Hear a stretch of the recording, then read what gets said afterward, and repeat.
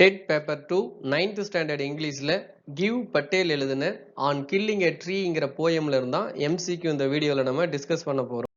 First question பாருங்க. The poet on killing a tree sensitizes the reader by highlighting the fact that trees are what kind of entities. So இந்த போயம்ல இந்த மரம் வந்து என்னவா சொல்றாரு அப்படின்னா வாழும் ஒரு உயிரினம், அதாவது லிவிங் திங்ஸ் அப்படின்னு சொல்றாரு. The central comparison the poet uses to convey the seriousness of destroying tree is equating it to the killing of human being. ஒரு மரத்தை வந்து வெட்டுறதுங்கிறது, ஒரு மரத்தை கொலை செய்யறதுங்கிறது ஒரு மனுஷனை கொலை செய்யறதுக்கு சமம் அப்படின்னு ஒரு கம்பாரிசன் கொடுத்திருக்காரு. It is called metaphor. இதுக்கு பேர் வந்து மெட்டஃபர். மெட்டஃபர் அப்படின்னா indirect comparison. According to the summary, the poet persuades the reader to refrain from which action. So இந்த போயம்ல என்ன ஒரு ரெஃப்ரைன் அதை பயன்படுத்துறாங்க? Destroying trees, மரங்களை அழிப்பது, மரங்களை வெட்டுவது. ஸோ அதை பத்தி தான் இவர் எழுதியிருக்கார். What natural elements does the plant consume and absorb to gradually become a huge tree? ஒரு செடி நல்ல மரமாகி நல்ல பெரிய ஒரு அசைக்க முடியாத ஒரு பெரிய மரமா மாறுவதற்கு என்ன தேவைப்படுதுன்னு ஒரு போயம்ல சொல்லியிருக்காரு. ஃபர்ஸ்ட் ஒன்று சன்லைட் தேவை, வாட்டர் தேவை, ஏர் தேவை, நியூட்ரியன்ஸ் ஃப்ரம் த சாயில்.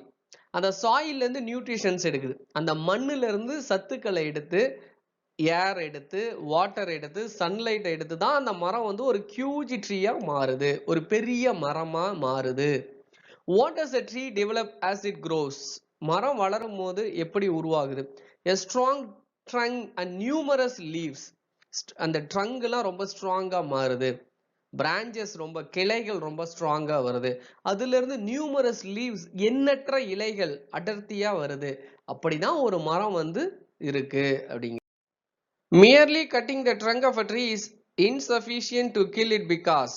இப்போ ஒரு மரத்தை வெட்டுறோம், மரத்தை வேரோட வெட்டல, சும்மா அடியோட மரத்தை வெட்டுறாங்கன்னு வச்சுக்கோங்க. மரத்தை வெட்டினதுக்கு அப்புறம் அதுல இருந்து என்ன திரும்ப அந்த மரம் வந்து துளிர்க்க ஆரம்பிக்குது. It regrows from where it is cut. எந்த இடத்துல வெட்டி விட்டாங்களோ அந்த இடத்துல இருந்து அது என்ன ஆகுது, அந்த துளிர்க்க ஆரம்பிக்குது. If a tree is cut, what flows out of the wound similar to the wounded man bleeding? இப்போ நமக்கு அடிபட்டுச்சுன்னா காயம் ஆகுது, அந்த காயத்துல இருந்து என்ன ஆகுது, ரத்தம் வருது. அதே மாதிரி ஒரு மரத்தை வெட்டினா அந்த வெட்டுப்பட்ட இடத்துல இருந்து என்ன ஆகுது, அந்த சாப் உருவாகுது. அதாவது பால் மாதிரி அந்த நீர் திரவம் மாதிரி ஒண்ணு வருது இல்லையா, சோ அததான் சாப் அப்படின்னு சொல்றாங்க. What happens once the bleeding wound heals? இப்போ நமக்கு அடிபட்டு ப்ளீடிங் ஆகுது, அதுக்கப்புறம் அந்த ப்ளீடிங் மேல என்ன ஆகுது, ஒரு மருந்து வைக்கிறோம், கட்டுறோம், அது காஞ்சதுக்கு அப்புறம் உறைஞ்சதுக்கு அப்புறம் அந்த பிளட் வெளியே வரதில்லை.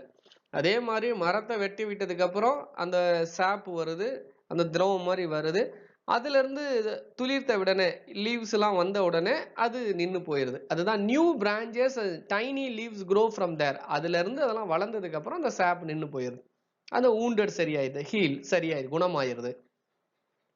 The small new growth that rises from close to the ground after the shock is called a curled green twigs. அந்த வெட்டுப்பட்ட இதுல இருந்து வர்றதுக்கு பேரு வந்து என்னது, துளிர்க்கிறதுக்கு பேரு curled green twigs. சின்ன சின்ன குச்சை, சின்ன சின்னதா துளிர் விட்டு அதுல லீவ்ஸ் வரும். What must happen to the miniature buffs if they are to be prevented from expanding again to their former size? They must be checked. அதை வந்து என்ன பண்றோம், நம்ம செக் பண்றோம். According to the poet, what action must be taken to completely destroy a tree? ஒரு ட்ரீயை முழுவதுமா அழிக்கணும், வெட்டணும் அப்படின்னா எங்க அடியோட வெட்டக்கூடாது, அதுல இருக்கக்கூடிய வேர் பகுதியில இருந்து அதை எடுக்கணுங்கிறாரு. Uprooting it. மண்ணுக்குள்ள இருக்கக்கூடிய அந்த வேர்ல இருந்து அந்த மரத்தை எடுத்தாதான் அந்த மரத்தை வந்து என்ன பண்ண முடியும், முழுசும் நம்ம அழிக்க முடியும், முழுசும் எடுக்க முடியும் அப்படின்னு சொல்றாரு. What are the roots of the tree hidden? இந்த மரத்தினுடைய ரூட், வேர் பகுதிகள் எங்க மறைந்திருக்கிறது?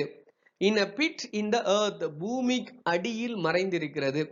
சோ அந்த வேர் பகுதியை எடுத்தா மட்டும்தான் முழுவதுமா அந்த மரத்தை வந்து வெட்டின மாதிரி. மரத்தை அடியோட வெட்டினா எப்படியும் மரம் அடுத்து என்ன பண்ணும், துளுக்க தான் ஆரம்பிக்கும் அப்படிங்கிற மாதிரி அவர் சொல்றாரு. What is the most sensitive part of the tree?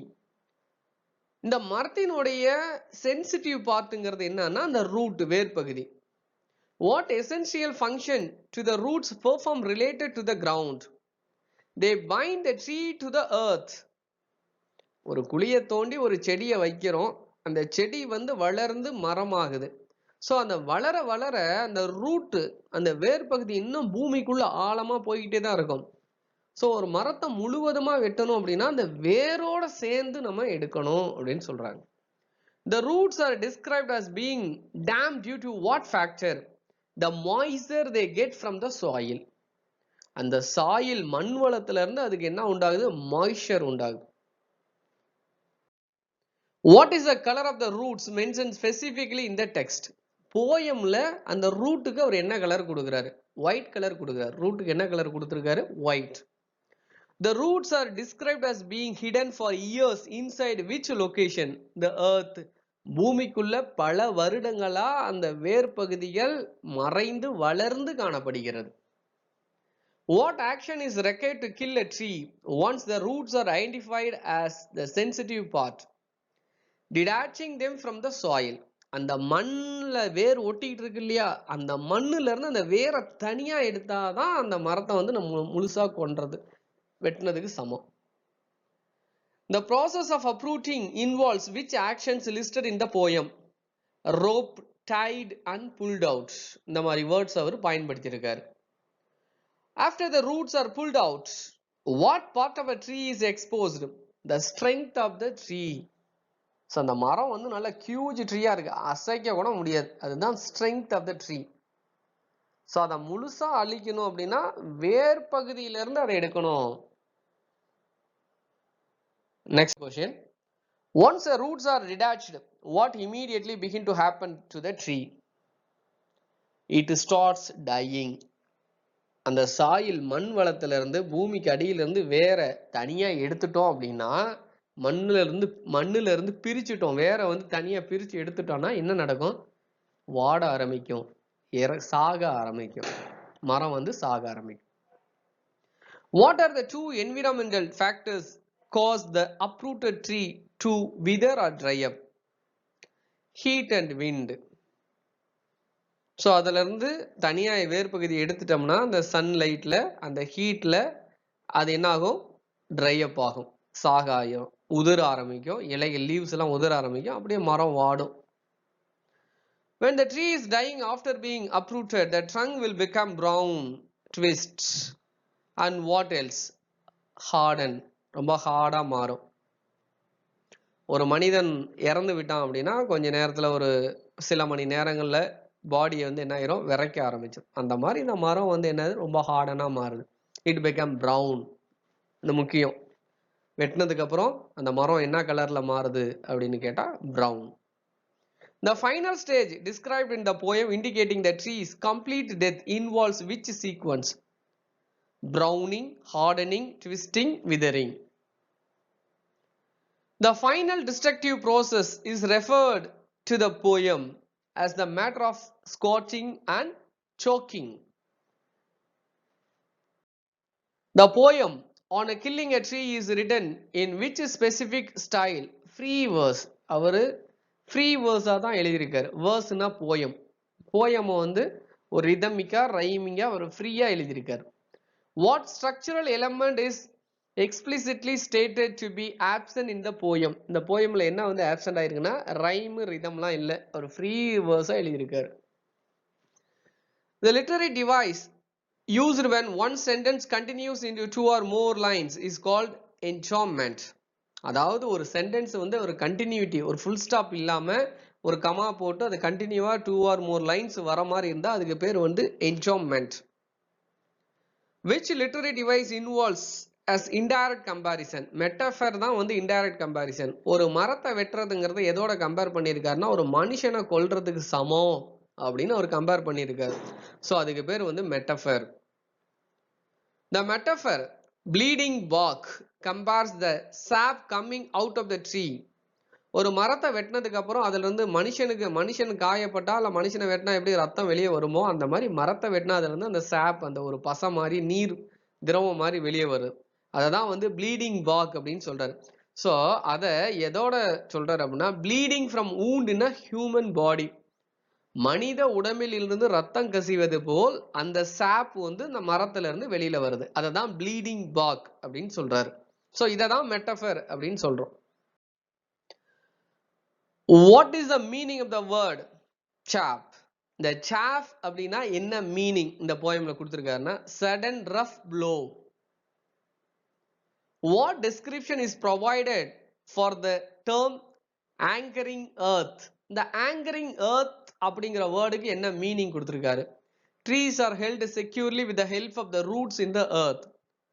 பூமிக்கு அடியில் அந்த மண் சாயல்ல அந்த ரூட் போய் ஒட்டிக்கிட்டு இருக்கிறதுனால, மண்ணோட ஒட்டிக்கிட்டு இருக்கிறதுனால அந்த மண்ணுல இருக்கக்கூடிய உயிர்கள் அந்த ரூட் அந்த வேர் பகுதியில கொடுக்கறதுனால அந்த வேர் வளருது. மரம் அந்த வேர்ல இருந்து மரம் வளருது. சோ மரத்துக்கு உயிரே அந்த வேர் தான். அந்த வேர் வந்து மண்ணோட இருக்கு. அதுதான் anchoring earth. நங்கூரம். anchor அப்படின்னா நங்கூரம். The roots are pulled out from the earth cave. What is the earth cave conceptually referring to? And the earth cave அப்படின்னா என்ன meaning? A soil bit where the roots are hidden. பூமிக்கு அடியில அந்த வேர்கள் வந்து அந்த சாயிலோட மறைஞ்சிருக்கு. அந்த மண் சாயிலோட இருக்கு. What does the term snapped out mean in the context of uprooting? Snapped out னா என்ன மீனிங்? chopped out தான் snapped out னு கொடுத்திருக்காரு. What is the meaning of scorching and choking? இந்த scorching and choking க்கு என்ன மீனிங் கொடுத்திருக்காரு? The dying up of the tree after being uprooted. அந்த மண்ணுல இருந்து அந்த வேரை தனியா எடுக்கும் போது அந்த மரம் இறக்க ஆரம்பிக்குது. அததான் வந்து scorching and choking அப்படின்னு சொல்றோம். ஸோ இந்த வீடியோவில் ஆன் கில்லிங் எ ட்ரீங்கிற போயம்ல இருந்தா MCQ பார்த்தோம். உங்களுக்கு புரிஞ்சிருக்குன்னு நம்புறோம். தொடர்ந்து கவனிங்க, ரொம்ப யூஸ்ஃபுல்லா இருக்கும். தேங்க்யூ ஃபார் வாட்சிங்.